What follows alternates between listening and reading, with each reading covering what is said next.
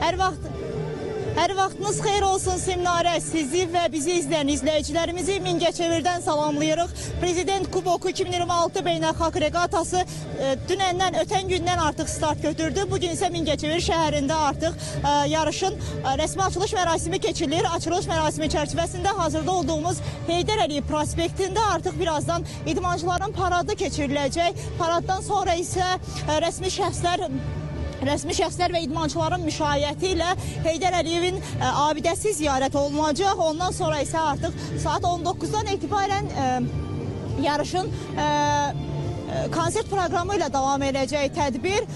Artıq biz maşınların, kərvanlarının gəldiyini görürük. Operatordan xahiş edəcəm, zəhmət olmasa göstərsin. İdmançılar gələcəklər, birazdan bu prospektdən keçəcəklər. Onu da qeyd edeyim ki, yarışda 16 ölkədən 100-dən çox idmançı iştirak edir, mübarizə aparır. Artıq dünən biz Sərsəngdə keçirilən yarışda gördük, onların nümunəvi çıxışlarını gördük. Onu da qeyd edeyim ki, Ağdərədəki Sərsəng su anbarında ilk dəfə keçirilirdi bu yarış. Artıq sabahdan etibarən biz su qovuşana girəcəyik və orada idmançıların yarışları olacaq. Eyni zamanda təltif etmə mərasimi keçiriləcək.